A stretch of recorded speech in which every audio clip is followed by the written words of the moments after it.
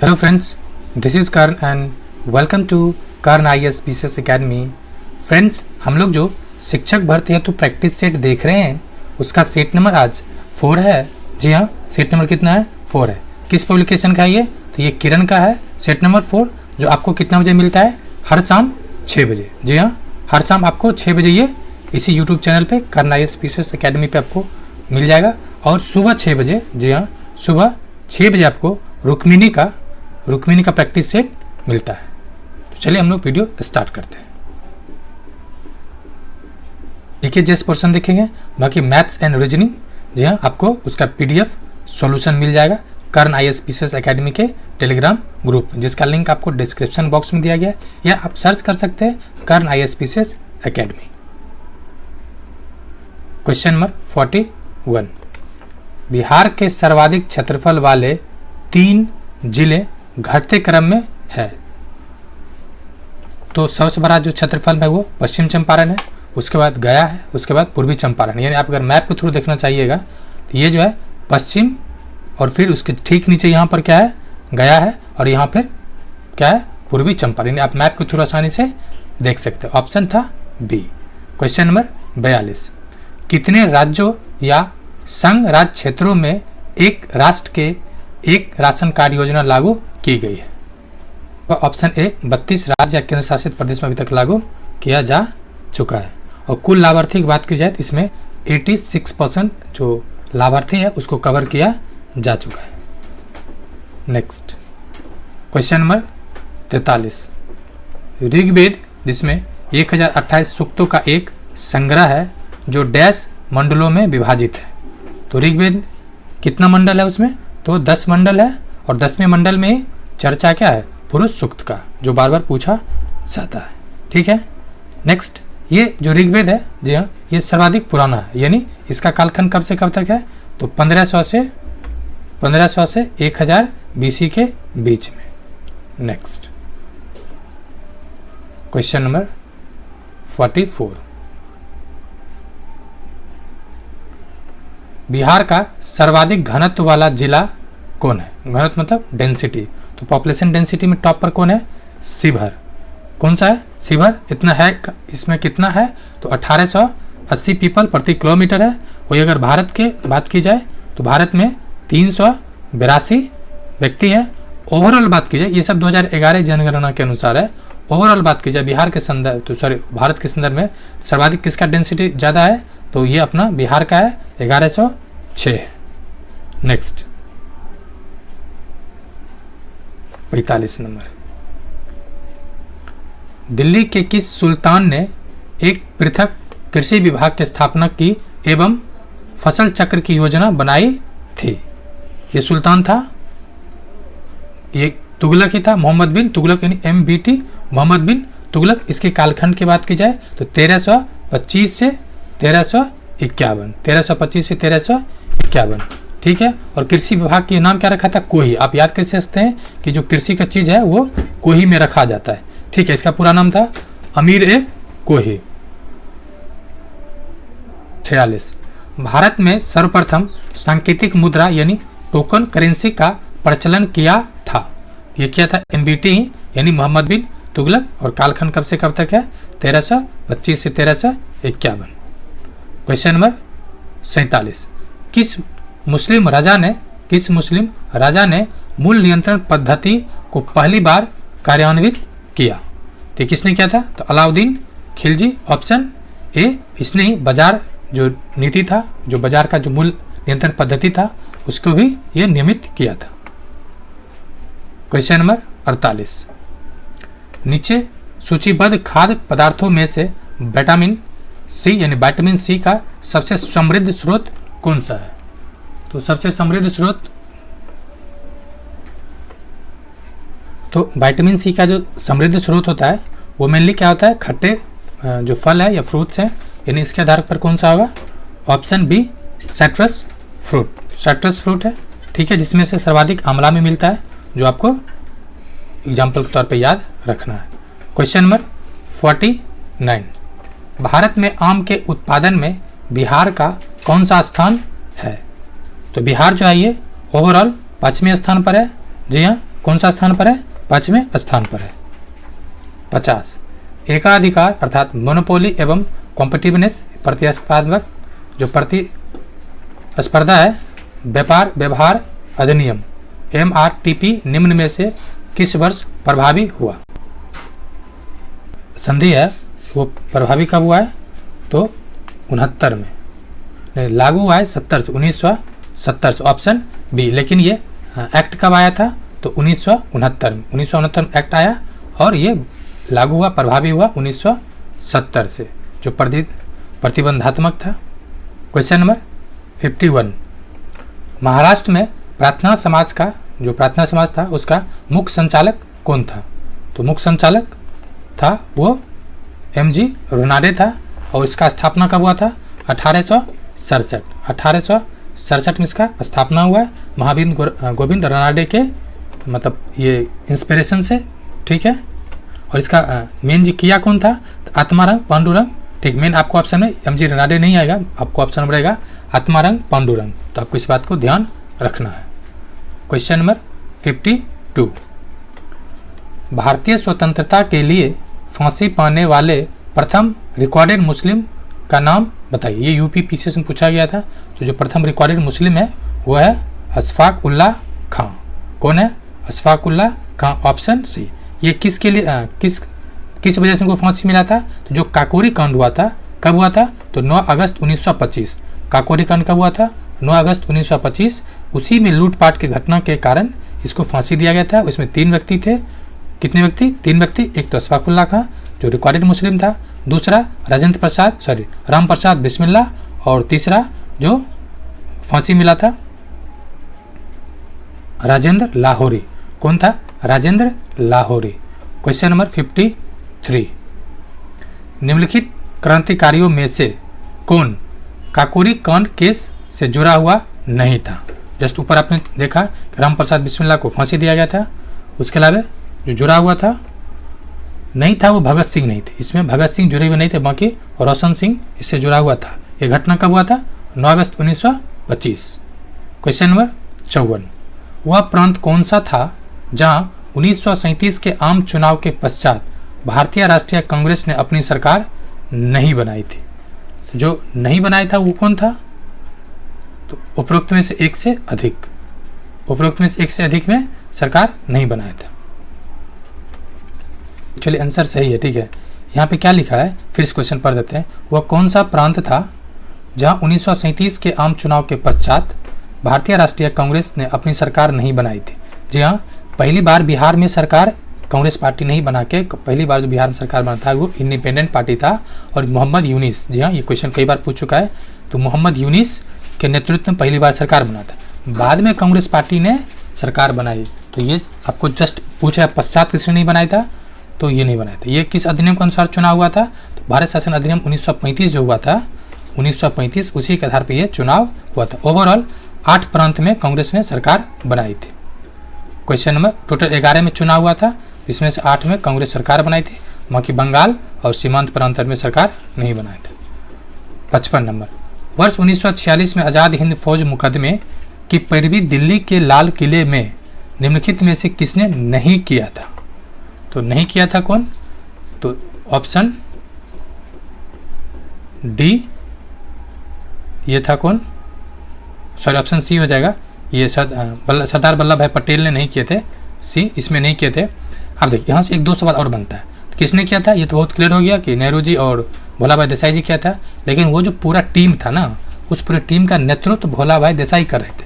ये question 66वां BPSC में पूछा गया था, ठीक है। मतलब कर रहे थे बहुत व्यक्ति, लेकिन उसका था एक हेड, तो हेड थे भोला भाई देसाई जी। क्वेश्चन नंबर 56 वह व्यक्ति जिसने 4 अप्रैल 1919 को दिल्ली की जामा मस्जिद के प्रवचन मंच से हिंदू मुस्लिम एकता पर भाषण दिया था? ये थे स्वामी सदानंद। कौन थे? ऑप्शन सी हो जाएगा। स्वामी सदानंद ने भाषण दिए थे और कांग्रेस के मतलब मुसलमानों को पूर्ण समर्थन प्राप्त करने के लिए यह खिलाफत आंदोलन का मिलने समर्थन किया गया था, ठीक है। हिंदू मुस्लिम एकता के अवसर पर यह बेहतर अवसर था जब दिल्ली के जो जामा मस्जिद था वहाँ पर भाषण दिया जा रहा था। एक्चुअली गांधी जी दिए थे। इसको आप फिर से चेक कर लीजिएगा, मैंने चेक कर लिया है, इसका आंसर गांधी जी होगा, क्योंकि गांधी इसी के बाद गांधी जी स्टेटमेंट दिए थे कि ये हिंदू मुस्लिम एकता का सबसे बेहतर अपॉर्चुनिटी है। तो ये साधारण आंसर दिया हुआ है बुक में, जो कि गलत है। आप इसे एक बार रेक्टिफाई करके कमेंट कर सकते हैं। क्वेश्चन नंबर 57, ब्रिटिश वस्तुओं के बहिष्कार का सुझाव सबसे पहले दिया था, तो किसने दिया था? तो ऑप्शन बी सुरेंद्रनाथ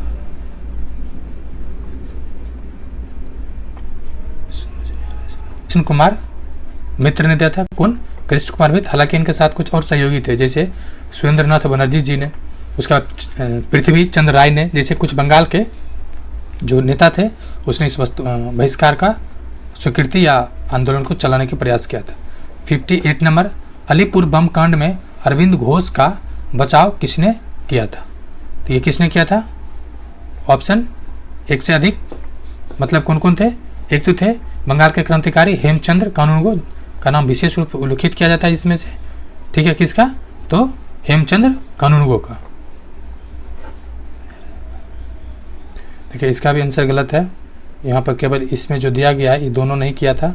अभी आंसर को चेक किया गया फिर से, बुक में गलत दिया, ये CR दास ने इसका बचाव किया था, तो इसमें थोड़ा सा ज़्यादा एरर है, लेकिन मैं ठीक कर दे रहा हूँ कोशिश करके। 59 नंबर, निम्नलिखित में से कौन सा एक बिहार की अर्थव्यवस्था के मामले में सही है? देखा जाए, अर्थव्यवस्था का व्यावसायिक ढांचा ऊपर से स्थिर है। बिहार में सबसे कम विकास दर में से एक जो है, जो 2% है, ये तो गलत है। भारत में सबसे कम विकास दर बिहार का, ऐसा नहीं, भारत बल्कि विकास दर के मामले में टॉप पर चलता है। बिहार में अधिकतर प्राथमिक वस्तुएं का उत्पादन होता है, हाँ ये सही है, यानी इसका आंसर क्या हो जाएगा? आंसर हो जाएगा इसका 4। एक और क्या होगा? 3 सही है, बाकी 2 गलत है। लॉकडाउन के बावजूद भी बिहार 2% से अधिक का वृद्धि दर्ज किया था, यानी ऑप्शन बी गलत है, और इसका आंसर हो जाएगा 4। 1 और 3 सही है। क्वेश्चन नंबर 60 नंबर, असहयोग आंदोलन के दौरान किसने बिहार में किसानों की अगुवाई किया? इसमें किसने किया था? ऑप्शन बी स्वामी विद्यानंद। कौन किया था? स्वामी विद्यानंद। और राजकुमार शुक्ला का संबंध किससे है? तो गांधी जी को बुलाए थे लखनऊ चंपारण सत्याग्रह में, चंपारण के लिए, जो 1916 में गए थे। श्री कृष्ण सिंह, ये जाने रहे किसान संबंधी थे, और मतलब किसान नेता भी थे, और जो मुंगेर किसान सभा गठन हुआ था उसका ये उपाध्यक्ष थे। 1923 में मुंगेर किसान सभा गठन हुआ था, इसका उपाध्यक्ष थे, और उसमें मोहम्मद जुबैर मुंगेर किसान सभा का अध्यक्ष था। क्वेश्चन नंबर 61, ब्रिटिश सरकार ने महात्मा गांधी को जो उपाधि दी थी और जिसे असहयोग आंदोलन में वापस कर दिया था, वह था कौन सा? तो वह था केसरे हिंद। जी हाँ, केसरे हिंद की उपाधि को गांधी जी ने वापस कर दिए थे। नेक्स्ट क्वेश्चन नंबर 62, भारतीय संविधान का 73वां संविधान संशोधन का प्रावधान है, पंचायती राज से है, तो ये क्या है? देखा जाए तो पंचायत चुनाव को आदेशात्मक तथा लोकसभा एवं विधानसभा के चुनाव के लिए समक्ष बनाने का है। इसका आंसर हो जाएगा ऑप्शन सी, जो इसी 73वें संविधान संशोधन में, 73वें संविधान संशोधन अधिनियम 1992 में पंचायती राज को संवैधानिक दर्जा दिया गया, और इसे क्या किया गया? अनुच्छेद 243 में शामिल किया गया। नेक्स्ट क्वेश्चन नंबर 63, निम्न में से कौन सुमेलित है? उदयपुर वन्यजीव अभयारण्य पूर्वी चंपारण में है, देखते हैं, ये तो सही नहीं लग रहा है। पंत वन्यजीव अभयारण्य ये कहाँ पर है? ये भी यहाँ नहीं है, यानी इसको पहले करेक्ट कर लेते हैं। देखिए उदयपुर वन्यजीव अभयारण्य जो है ये पश्चिम है, पूर्वी नहीं बल्कि पश्चिम चंपारण है, ठीक है, तो पूर्वी कैंसिल हो जाएगा। उसके बाद पंथ जो है, ये जो पंथ है ये कहाँ पर है? नालंदा का है, नालंदा का, ठीक है, ये ध्यान रखना है। उसके बाद कैमूर कहाँ है? तो कैमूर वाला रोहतास में है, ये आप ध्यान रखें, कैमूर वाला कैमूर ना होकर रोहतास में है, यानी इस बात को थोड़ा सा रेखांकित करने की आवश्यकता है। क्वेश्चन नंबर 64, भारतीय संविधान को संविधान सभा द्वारा अंगीकृत किया गया, तो आप लोग याद करते होंगे 26 जनवरी 1949 को या 1950 को हम संविधान को क्या करते हैं? आत्म अंकित कहते हैं, ठीक है, यानी आंसर क्या हो जाएगा इसका? तो ये हो जाएगा 26 जनवरी 1949। नेक्स्ट क्वेश्चन नंबर 65, राष्ट्रीय पर्यावरण अभियांत्रिकी संस्थान स्थित है। मतलब ये क्वेश्चन आज तक जितना सेट्स आया ना, जितना पब्लिकेशन, सब में ये क्वेश्चन सब जगह मिला है। तो ये कितना है, ये नागपुर में है। ठीक है, कहाँ पर है, नागपुर में। क्वेश्चन नंबर 66, मौलिक कर्तव्यों को निर्धारित किया गया है। तो 42वें संविधान संशोधन अधिनियम 1976 में स्वर्ण सिंह समिति के सिफारिश पे शुरू में कितना था मौलिक संविधान, तो जब आया था 1976 में तो 10 था, और मूल संविधान में एक भी नहीं था। ठीक है, बाद में 11वें संविधान के तौर पे राइट टू एजुकेशन जब ऐड किया गया उसको जोड़ा गया। और ये लिया कहाँ से गया है, लिया गया है रसिया से, यानी रसिया ना अगर कभी USSR भी दे दे तो आपको USSR के साथ जाना है। क्वेश्चन नंबर 67, निम्नलिखित फसलों में से कौन एक भारत में प्रमुख खाद्यान्न फसल है। चूंकि एक लगा दिया है तो भारत का प्रमुख खाद्यान्न फसल कौन सा है, चावल। जी हाँ, कौन सा है, चावल। अगर ये पूछ देता कि भारत के प्रमुख खाद्यान्न फसल कौन है, चावल सर एक नहीं रहता तो आप चावल के साथ जाते, गेहूं के साथ जाते, मक्का के साथ भी जा सकते थे। तो इसको भी ध्यान रखना है, क्वेश्चन के टेक्निकल टर्म क्या है। 68 नंबर, भारत में दालों का सबसे बड़ा उत्पादक है। तो दाल उत्पादन कौन करता है, तो Madhya Pradesh, option C. Question number 69, देश का आधे से अधिक उत्पादित चावल जिन 4 राज्यों से प्राप्त होता है वे हैं। तो कौन सा है वो, सर्वाधिक पश्चिम बंगाल। देखिए उत्पादन पूछ रहा है, ठीक है, उत्पादित यानी ओवरऑल प्रोडक्शन, वही उत्पादकता पूछता है, प्रोडक्टिविटी तो हो जाता पंजाब। लेकिन उत्पादन पूछ रहा है ओवरऑल, तो पंजाब टॉप पर, सॉरी पश्चिम बंगाल टॉप पर है, उसके अलावा उत्तर प्रदेश, फिर पंजाब, देन आंध्र प्रदेश, यानी ऑप्शन बी इसका करेक्ट होगा। और ओवरऑल पूरी दुनिया की बात की जाए तो भारत ओवरऑल में दुनिया में दूसरा स्थान पर है चावल के उत्पादन में। 70 नंबर, निम्नलिखित में से भारत का कौन सा क्षेत्र मृदा अपरदन से अत्यधिक प्रभावित है। तो ये कौन सा क्षेत्र है, चंबल घाटी। जी हाँ, चंबल में जो इतना बड़ा बड़ा दरार आ गया है वो मृदा अपरदन के कारण ही। नेक्स्ट क्वेश्चन नंबर 71, रेणुका दक्षिण भारत में रहती है, उसकी माता घर की प्रधान है, ऐसे परिवार को क्या कहेंगे। तो क्या कहेंगे, मातृ प्रधान या मातृ सत्तात्मक समाज या सरकार या घर, जो टेक्निकल टर्म हो। 72 नंबर, एक खाद्य पदार्थ पर यदि कॉपर सल्फेट की कुछ बूंदें डालने पर उसका रंग बैंगनी हो जाता है तब उसमें क्या होगा। तो उसका मतलब है उसमें क्या होगा, फैट होगा, यानी उसमें क्या होगा, फैट होगा, यानी वसा होगा। Next question number 73, vitamin D पाने के लिए निम्नलिखित में किसकी आवश्यकता होगी। तो क्या है, ऑप्शन ए में है नींबू, आंवला, संतरा, अमरूद। ठीक है, क्वेश्चन की कोई सत्यता नहीं है, क्योंकि नींबू, आंवला, संतरा में विटामिन डी प्रचुर मात्रा में होता है। ये आप सर्च कर लें। बाकी जो एक्सप्लेनेशन दे रखा है वो दे रखा है सनलाइट, ठीक है, सूर्य के प्रकाश में। तो explanation according to explanation sunlight है, बट ऑप्शन के अनुसार ये है। तो आप एक बार भी चेक कर सकते हैं कि ये इसमें मिलता है कि नहीं। क्वेश्चन नंबर 74, बरगद वृक्ष की जड़ें जमीन के अलावा हवा में भी उगती है, उसको क्या कहते हैं। तो उसको क्या कहते हैं, उसको कहते हैं अब स्तंभ जड़ें, ऑप्शन सी। क्वेश्चन नंबर 75, कली की स्थिति में फूल की रक्षा पौधे का कौन सा भाग करता है। ये करता है बाह्य दल, option A. Next question number 76, वे जीव जो पौधे से उत्पन्न हुए पदार्थों तथा जानवरों के मांस को भी खाते हैं, उसे हम क्या कहते हैं, सर्वाहारी। क्या कहते हैं, सर्वाहारी। अब शाकाहारी कौन सा हो गया और मांसाहारी। शाकाहारी मतलब हो गया जैसे गाय, ठीक है, ये गाय शाकाहारी है। गाय अगर मर भी जाएगा ना, ठीक है, फिर भी वो मांस नहीं खा सकता है। मतलब हम जो सोचते हैं ना कि सर्वाहारी मतलब सब कुछ और मांसाहारी मतलब थोड़ा थोड़ा, नहीं। शाकाहारी मतलब 100%, वो कुछ भी हो जाएगा, जैसे गाय कुछ भी कीजिएगा वो मांस नहीं खाएगा। उस तरह से मांसाहारी है, उसको कुछ भी कर लीजिएगा वो घास नहीं खा सकता है, ठीक है। क्वेश्चन नंबर 77, टमाटर पौधे का कौन सा भाग है? क्या है? टमाटर पौधे का फल है। लेकिन ये जो पूछता है ना, इसका लाल रंग जो है वो किसके वजह से होता है? तो कैरोटीन। क्या है? कैरोटीन। ठीक है, ये हुआ टमाटर में। लेकिन एक होता है कैरोटीन जो मतलब स्किन होता है ना, स्किन हो या फिर नाखून हो, ये सब में भी होता है कैरोटीन। तो आपको ध्यान रखना है कैरोटीन है या केराटिन है। ये हो जाएगा ऑप्शन सी। 78 स्वर्णम चतुर्भुज अर्थात गोल्डन क्वाड्रिलेटरल परियोजना का संबंध किसके विकास से है? तो यह राजमार्ग है। क्या है? तो ऑप्शन ए राजमार्ग है, जो अलग अलग 4 सिटीज़ को जोड़ता है। क्वेश्चन नंबर 79, यदि चंद्रमा की सतह से एक सेल पृथ्वी पर लाया गया तो क्या होगा? तो इसके भार में परिवर्तन होगा, परंतु द्रव्यमान में परिवर्तन नहीं होगा। भार में क्यों होगा? क्योंकि भार होता है mg, चूँकि ये g जो है 1/6 हो जाएगा चंद्रमा का जो पृथ्वी पे, ये वजह है कि ये कम जाएगा। ठीक है, द्रव्यमान में तो चूँकि ये परिवर्तन नहीं होता है। क्वेश्चन नंबर 80, सूर्य में न्यूक्लियर ईंधन होता है तो क्या होता है? हाइड्रोजन होता है। हाइड्रोजन प्लस हाइड्रोजन क्या हो जाता है?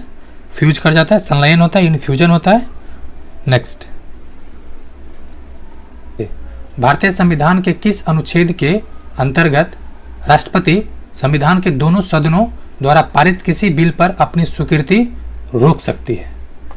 तो ये है अनुच्छेद 111 के तहत। जी हाँ, अनुच्छेद 111 के तहत राष्ट्रपति अपनी स्वीकृति रोक सकती है। सवाल है कितना बार रोक सकती है? अगर वापस कर दिया संसद को, ठीक है, और संसद भी एज इट इज वापस पास कर दिया, फिर से राष्ट्रपति के पास भेज दिया, तो उसको स्वीकृति देना कि राष्ट्रपति को बाध्यता है। जी हाँ, अगर वापस संसद फिर से उसको पास कर दिया एज इट इज को सेम उसी तरह से, तो राष्ट्रपति महोदय को संसद देना की मतलब स्वीकृति देने की बाध्यता है। और यह प्रावधान किया गया है 44वें संविधान संशोधन अधिनियम 1978 में। 108 में क्या है? तो संयुक्त अधिवेशन की अध्यक्षता से संबंधित है। क्वेश्चन नंबर 82, अति गहरी महासागरीय द्रोणियां यानी ट्रेंच जिसमें पाई जाती है वो है? सर्वाधिक वाला कौन है? तो यह मरियाना ट्रेंच, जो किसका पार्ट है? तो प्रशांत महासागर का है, जो 11,000 कुछ जो मतलब 3 या 6 फीट है। नेक्स्ट, क्वेश्चन नंबर 83, विश्व की सबसे गहरी झील है? तो सबसे गहरी झील है बैकॉल झील है। ये है कहाँ पर? तो रसिया में। कहाँ पर है? रसिया में। इसकी गहराई कितना है? 4700 फीट है। नेक्स्ट, क्वेश्चन नंबर 84, भारत में संसद की लोक लेखा समिति के अध्यक्ष की नियुक्ति की जाती है। अब देखिए इसमें लिखा हुआ बहुत स्पष्ट तौर पे लोक और लेखा, आप इसे याद कर सकते हैं लोक और सभा, ट्रिक के तौर पे। तो कौन हो जाएगा? लोकसभा के अध्यक्ष, मतलब क्वेश्चन में ही मतलब समिति में छुपा हुआ है, तो आप इसे देख सकते हैं लोक लेखा मतलब लोकसभा, कौन करेगा? तो लोकसभा के अध्यक्ष। क्वेश्चन नंबर 85, इनमें से कौन चंपारण आंदोलन से संबद्ध या संबंधित नहीं था? तो कौन नहीं था? देखिए, अनुग्रह नारायण जी थे, राजेंद्र बाबू थे, और गांधी जी थे, शुक्ला जी थे, कृपलानी जी थे, लेकिन जयप्रकाश नारायण जी नहीं थे। जेपी का जो मेनली सक्रियता दिखा वो भारत छोड़ो आंदोलन, और इनका महत्वपूर्ण संस्था था आज़ाद दस्ता। जी हाँ, कौन सा? आज़ाद दस्ता, जो एक गुप्त क्रांतिकारी संगठन था। तो आंसर क्या हो जाएगा? सी। 86 नंबर, संविधान में दिया गया अमुक क्या है? तो संविधान के कानून अर्थ निर्णय में सहायता करता है। संविधान के जो कानूनी अर्थ है, संविधान क्या करता है? उसको स्पष्ट करने में मदद करता है। 7, निम्नलिखित में से कौन सा एक सही सुमेलित है? देखते हैं, नागरिकता, ये 3 में है। जी हाँ, नागरिकता संबंधित 3 में या 2 में? नहीं, 2 में नागरिकता है, 3 में क्या है? 3 में है मूल अधिकार। तो मौलिक अधिकार संविधान का भाग 3 में है, और अंतिम में क्या है? तो राज्य, यानी यह होना चाहिए DPSP, राज्य के निदेशक तत्व होगा। तो यह राज्य भी है ना, राज्य जो राज्य को डिफाइन किया गया है, ये मौलिक अधिकार के अनुच्छेद 12 के अंतर्गत राज्य का डिफाइन किया गया है। इसके लिए 3 क्राइटेरिया, 4 क्राइटेरिया। एक तो उसका पास अपना भूभाग होना चाहिए, उसकी जनसंख्या होनी चाहिए, उसकी सरकार होनी चाहिए, और उसकी संप्रभुता। जी हाँ, भारत एक राज्य है। हम लोग मोटे तौर पे राज्य जैसे बिहार, बंगाल, उड़ीसा कहते हैं, लेकिन अगर पॉलिटिकली टर्म देखिएगा तो राज्य मतलब भारत एक राज्य है। राज्य के कंडीशन है 4 शर्तें, कौन? जनसंख्या, भूभाग, संप्रभुता और सरकार। ठीक है, जैसे बिहार के पास जनसंख्या है, भूभाग भी है, सरकार भी है, लेकिन बिहार का अपना संप्रभुता नहीं है, मतलब मतलब बिहार को अगर बाहर सरकार से मतलब विदेश से किसी से लोन लेना होगा तो उसे भारत सरकार से परमिशन लेना होगा। तो यही वजह है कि बिहार एक राज्य नहीं है। ठीक है, तो ये इसका कौन सा सुमेलित है? तो ऑप्शन सी दे रखा है राज्य। ठीक है, ये गलत है। ये राज्य के निदेशक तत्व होगा, निदेशक तत्व होगा तो ये आ जाएगा। ठीक है, हालांकि राज्य का डिफिनीशन एज इट इज अनुच्छेद 36 में भी दिया है। इसका आंसर हो जाएगा 3। 36 के अनुसार ये सही हो जाएगा। 88 नंबर, कल्याणकारी राज्य की संकल्पना का समावेश भारत के संविधान में है। तो ये राज्य के निदेशक तत्व में है। किसमें है? मेनली राज्य के निदेशक तत्व, ऑप्शन बी। और अनुच्छेद कहाँ से है? 36 से 51। 36 से 51 है, ये देखना आपको। नेक्स्ट, ये लिया कहाँ से गया है? तो देखिए इसका इंग्लिश नाम होता है directive principle of state policy, D और आई। मैंने ट्रिक बनाया था डायरेक्टिव प्रिंसिपल डी, आई से आयरलैंड, तो आयरलैंड से ये लिया गया है। क्वेश्चन नंबर 89, संविधान के अंतर्गत मूल अधिकारों का संरक्षक होता है।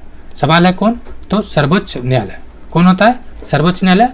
और अगर मूल अधिकार के उल्लंघन की स्थिति में अनुच्छेद 32 के तहत ये 5 प्रकार का रिट जारी कर सकता है। और अगर राज्य जो हाई कोर्ट की बात करें 226 के अंतर्गत जारी कर सकता है। इसमें बस आपको एक चीज मार्क करना है कि रिट के मामले में मूल अधिकार नहीं, जो रिट यानी जो रिट जारी किया जाता है उसके मामले में हाई कोर्ट, जी हाँ, हाई कोर्ट का जो पावर है वो सुप्रीम कोर्ट से ज़्यादा है। फिर से सुन लीजिए, हाई कोर्ट का पावर सुप्रीम कोर्ट से ज़्यादा है, क्योंकि सुप्रीम कोर्ट जो है केवल और केवल मूल अधिकार के केस में रिट जारी कर सकता है, जबकि हाई कोर्ट अलग 5 मामले में रिट जारी, मतलब किसी भी मामले में रिट जारी कर सकता है।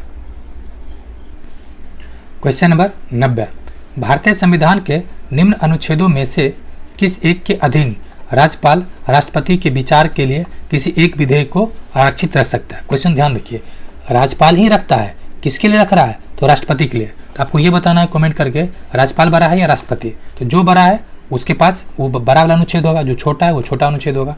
मतलब राज्यपाल अपने लिए रखेगा तो 200, लेकिन राष्ट्रपति के लिए रखेगा तो 201, यानी बड़ा कौन है? तो महामहिम राष्ट्रपति।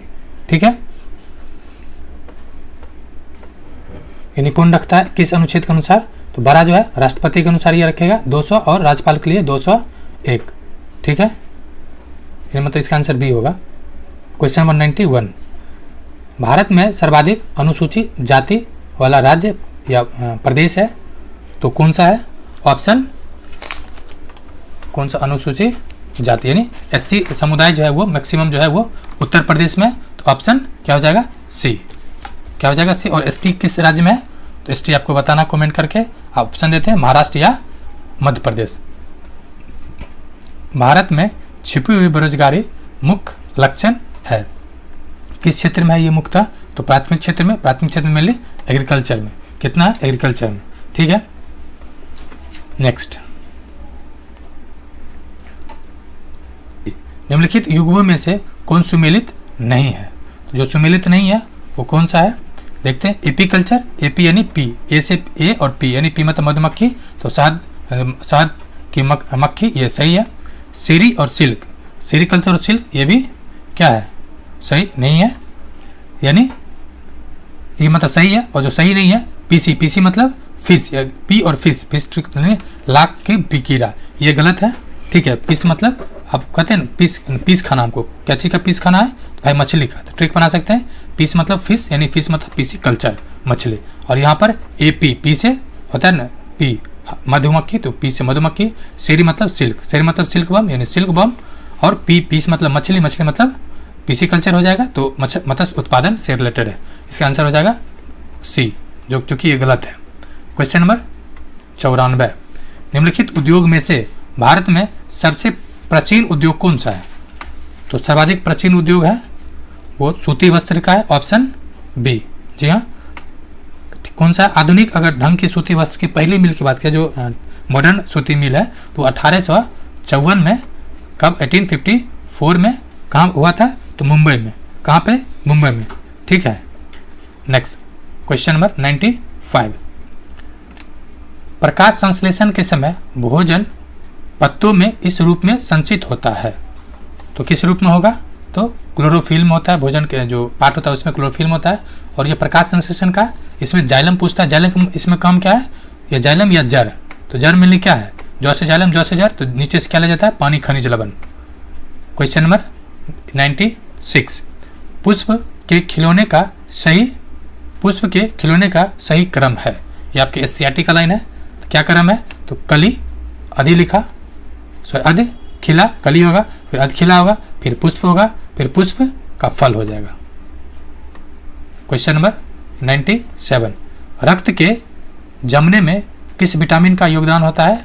यहाँ पे देखा इस विटामिन का, तो हो जाएगा विटामिन के। कौन होता है? विटामिन के। ये जो ब्लड क्लॉटिंग होता है उसमें ये मदद करता है। Next question number 98, jam, jelly, juice इत्यादि को लंबे समय तक संरक्षित करने के लिए उसमें से क्या डाला जाता है? उसमें क्या डाला जाएगा? तो sodium meta bisulphate, option C हो जाएगा। क्या जाता है? Sodium meta bisulphate. नेक्स्ट 99, किसान फ्रेंड्स, इससे रिक्वेस्ट है प्लीज़, अगर आप अब तक वीडियो देख रहे हैं, ठीक है, तो आप वीडियो को लाइक करें। जी हाँ, requested to you, please like this video and subscribe the channel, also share to your friend who like you. Question number 99, किसान एक किसान है, इसलिए उसे अत्यधिक शारीरिक परिश्रम करना पड़ता है। निम्नलिखित कौन से खाद्य पदार्थ उसे ऐसा करने के लिए ऊर्जा प्रदान कर सकता है? और कार्बोहाइड्रेट्स आपको दिख जाएगा कहाँ पर? तो चावल, आलू, चीनी, घी, गेहूँ। देखिए चावल जो धोते हैं, जो व्हाइट निकलता है वो कार्बोहाइड्रेट्स होता है। आलू जब काटते हैं व्हाइट निकलता है वो कार्बोहाइड्रेट ही होता है। ऑप्शन क्या हो जाएगा? B. Question number 100, Shri Krishnakant Verma कौन? श्री कृष्णकांत शर्मा एक कार्यरत वकील है। वे दफ्तर तथा घर दोनों में ही अपने कमरे में रहकर काम करते हैं। उनके पास सैर करने तथा व्यायाम करने का कोई समय नहीं है। उन्हें निम्नलिखित में से कौन सा रोग होने की आशंका है? तो कौन सा रोग हो सकता है उसको? तो हो सकता है मधुमेह यानी डायबिटीज। Option B. क्या हो सकता है? डायबिटीज। 101 नंबर, बिजली की खपत का बिल किसके मापन पर आधारित होता है? ये होता है वाट पे, वाट पे होता है। ठीक है, शक्ति इसका मात्रक क्या होता है? SI मात्रक, जो शक्ति हो जाएगा, SI मात्रक मतलब वाट हो जाएगा शक्ति का। ओम रेसिस्टेंट का है।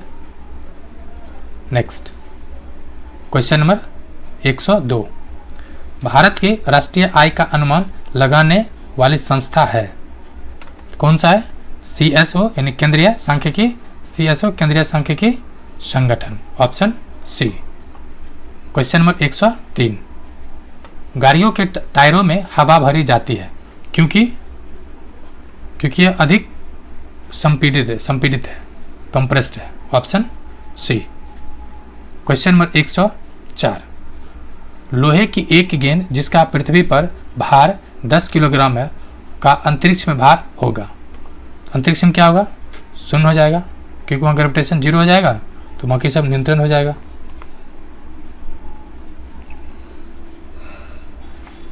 105, निम्न ध्वनि प्रकार से चलती है। निम्न ध्वनि मतलब निम्न में से किस प्रकार से चलती है? तो वो चलती है अनुदैर्घ्य तरंग के रूप में। Option B. कितने? तो ऑप्शन बी, अनुदैर्घ्य तरंग। ये कह रहा है सूची 1 को सूची 2 से मैच कीजिए। क्वेश्चन नंबर 106 है, तो चलिए मैच करते हैं। तरंग दैर्घ्य यानी वेवलेंथ, ये क्या हो जाएगा? अंगस्ट्रॉन, तो अंगस्ट्रॉन 1 का 2 हो जाएगा। उसके बाद ऊर्जा, तो ऑप्शन जूल, एनर्जी यानी जूल हो जाएगा। ध्वनि की तीव्रता यानी इंटेंसिटी, तो हो जाएगा डेसिबल। फ्रीक्वेंसी यानी आवृत्ति, हो जाएगा इसका हर्ट्ज। ठीक है, तो इसका आंसर क्या हो जाएगा? Option A. क्या हो जाएगा? Option A. Next question number 107, हवा में जिस गैस की मात्रा सबसे अधिक है वह है कौन सा? तो नाइट्रोजन है। लेकिन देखिए ये क्वेश्चन बहुत ज़्यादा बार पूछ चुका है। अब आप याद रखिए कि आर्गन की नाइट्रोजन 78 है, ऑक्सीजन 21% के आसपास है, 20 पॉइंट समथिंग है। लेकिन आप याद कीजिए आर्गन कितना है? तो 0.9। और सर्वाधिक प्रबल संभावना पूछने का वो है CO2 का। ये कितना है? तो 0.03%, जो कि ग्लोबल वार्मिंग को लेकर काफ़ी चर्चा में रहता है। 0.03 आपको याद रखना है। किसका है? CO2 का। 108 नंबर, माचिस बनाने में निम्न मुख्य वस्तुओं यानी एलिमेंट्स में से किसका उपयोग किया जाता है?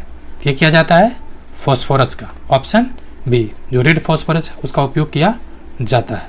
क्वेश्चन नंबर 109, निम्नलिखित में से कौन एक अणु परमाणु कण नहीं है? कौन अणु परमाणु कण, कौन सा अणु एक परमाणु कण नहीं है? ये जो नहीं है वो न्यूट्रॉन है, ठीक है।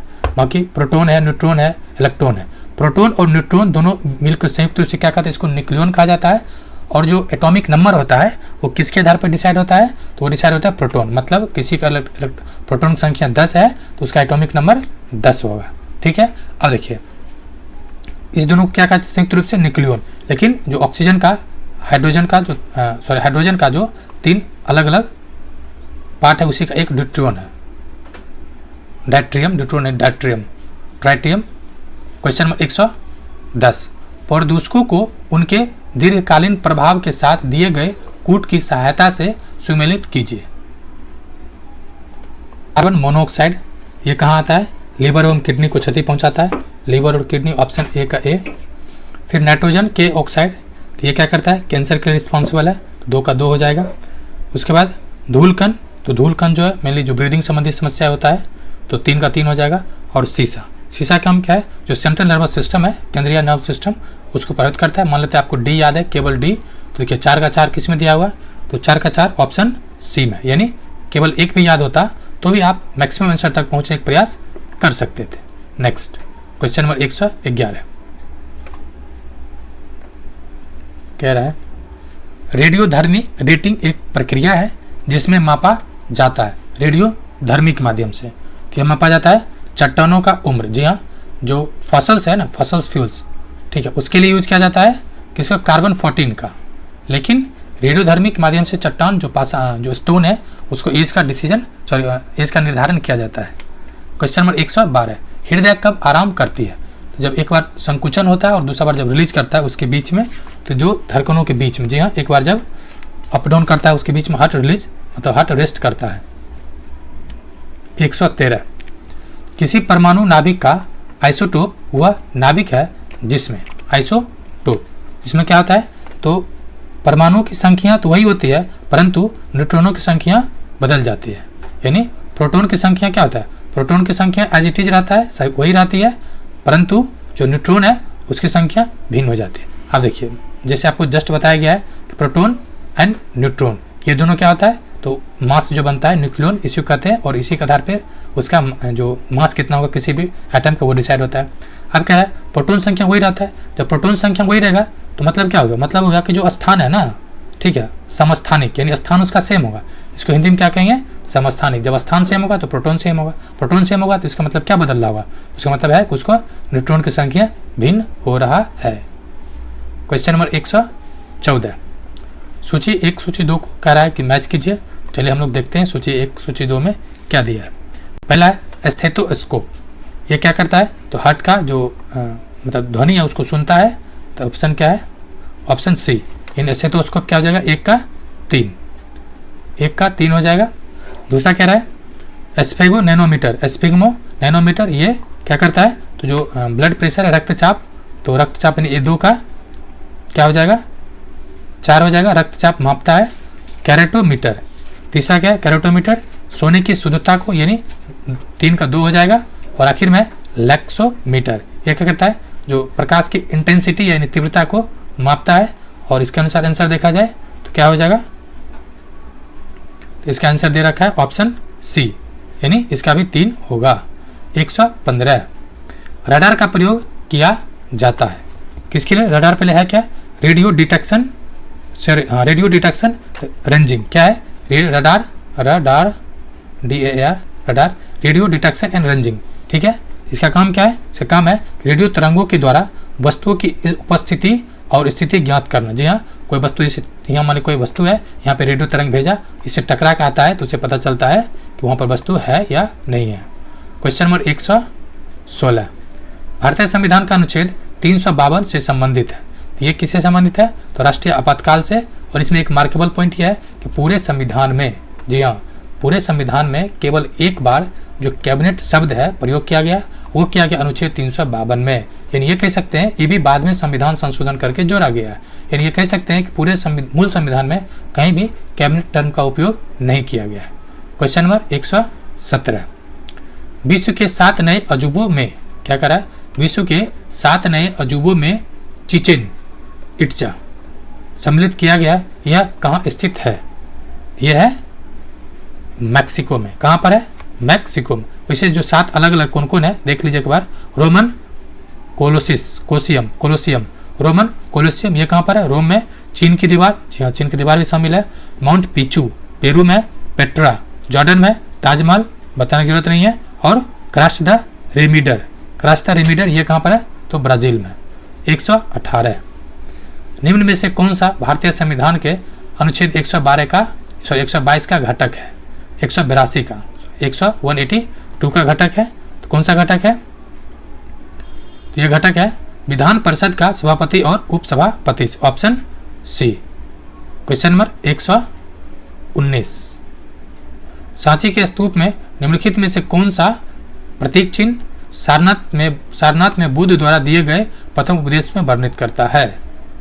तो ऑप्शन देखा जाए क्या है? मेनली धर्म चक्र ही होगा, जो कि प्रथम स्तूप संबंधित धर्म चक्र से ही है। तो क्या दे रखा है? ऑप्शन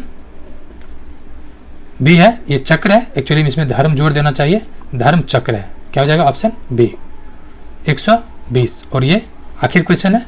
उससे पहले रिक्वेस्ट है, अगर आपको इसका पीडीएफ चाहिए, जी हाँ पीडीएफ, तो आप टेलीग्राम ग्रुप ज्वाइन करें। लेकिन आपको कंप्लीट बुक चाहिए, जी हाँ ये कंप्लीट बुक चाहिए, उसके लिए चार्ज है, मिनिमम एक छोटे से चार्ज है 9304229870 पे आप 31 रुपये पे करके प्राप्त कर सकते हैं। इसके अलावा पीडीएफ जो उपलब्ध मिलेगा आपको रुक्मिणी का, किरण का, एडुटेरिया का, प्लेटफॉर्म का, मतलब उसके अलावा जो भी टेस्ट है वो आपको मिल जाएगा। तो फ्रेंड्स इसके आपको आंसर देख लीजिए, क्योंकि बहुत को आंसर ही मेनली देखना होता है। तो आंसर भी देख लीजिए पहले आप लोग, जिनको आंसर देखना है ये देख लीजिए, स्क्रीनशॉट लीजिए। जी हाँ आप स्क्रीनशॉट ले लीजिए। अब देखिए नीचे मैथ रीजनिंग का सॉल्यूशन दिया गया जो पीडीएफ में शेयर किया गया। वीडियो देखने के लिए शुक्रिया एंड जय हिंद फ्रेंड्स।